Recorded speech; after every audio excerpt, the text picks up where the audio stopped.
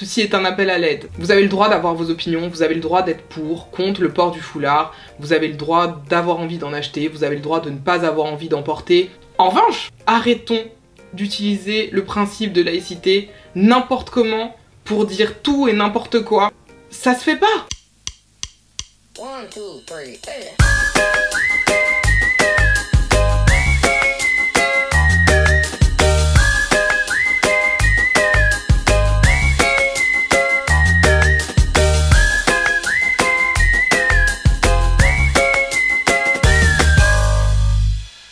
Il y a quelques jours, Decathlon annonçait la commercialisation d'un hijab de sport, donc c'est-à-dire d'une tenue qui est censée permettre aux femmes a priori musulmanes et qui veulent se couvrir la tête de pouvoir aller faire du sport tout simplement. Évidemment, chacun a le droit d'avoir son avis sur le sujet, chacun a le droit de considérer que c'est n'importe quoi. D'autres ont le droit de considérer que c'est une bonne chose. Chacun a le droit de dire ce qu'il veut, dans la limite posée par la loi évidemment. Le problème et le sujet de ma vidéo n'est pas là. Mon sujet à moi, il est sur l'utilisation de la laïcité et de la déformation de la laïcité. On a entendu quand même pas mal de contre-vérités et je me suis dit que ça serait bien de faire une vidéo pour expliquer ce que recouvre véritablement la laïcité en France et si la laïcité s'oppose véritablement au fait que Decathlon puisse commercialiser ce fameux hijab de sport.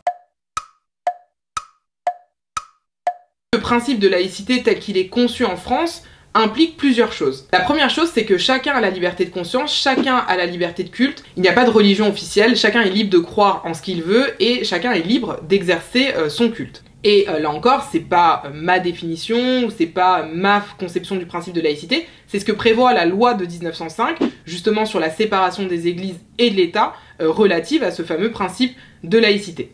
Donc non seulement vous avez le droit de croire en ce que vous voulez, mais en plus de ça, vous avez le droit de l'exprimer. Découle de cette liberté de conscience, de cette liberté de culte, la possibilité pour chacun de porter les signes religieux qu'il veut chez lui, mais aussi dans l'espace public. C'est-à-dire que vous avez le droit dans l'espace public de porter une kippa, de porter un bijou religieux, de porter une aube, de porter un foulard. En revanche, et je vous l'avais expliqué dans une autre vidéo, cette liberté de culte va être limitée pour certains motifs, dans certains endroits, c'est le cas par exemple dans les collèges et lycées publics, mais va aussi être limitée pour certaines personnes, c'est le cas des agents de l'État, des militaires, des policiers, etc. etc.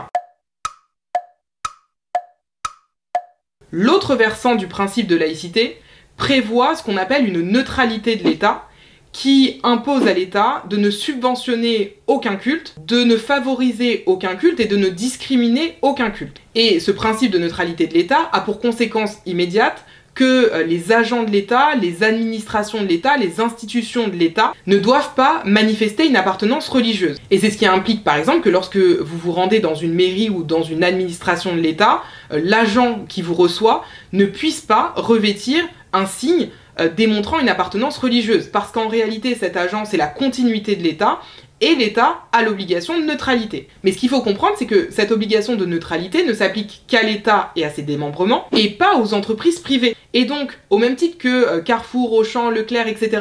ont le droit de vendre des produits halal ou kasher, Decathlon, Nike ou n'importe quel magasin a le droit de vendre des hijabs de sport sans que cela ne heurte le principe de laïcité. Et encore une fois, j'insiste, chacun a le droit d'avoir son opinion sur le sujet, chacun a le droit de considérer que c'est une très bonne chose, ou que c'est scandaleux, que c'est contraire à ses valeurs, etc.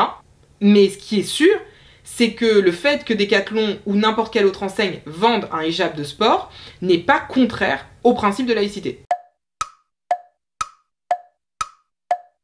Enfin, la dernière chose que j'ai pu lire, c'est que la commercialisation de ce hijab de running ou de ce hijab de sport serait contraire à la loi interdisant la dissimulation du visage dans l'espace public. Là encore, c'est une fausse idée puisque ce hijab de running ne dissimule pas intégralement le visage, ça s'apparente davantage à une cagoule, et donc les femmes qui porteraient ce hijab de running n'enfreindraient pas la loi française de la même façon que le fait de le commercialiser ne contrevient à aucune loi. Enfin, dernière chose, sachez que face à la polémique qu'a suscité la volonté de commercialisation de ce hijab de sport sur le site de Decathlon, Decathlon a finalement décidé de ne pas le proposer à la commercialisation en France. Pour autant, ça reste un produit licite qui est commercialisé sur d'autres sites, par exemple sur le site de Nike.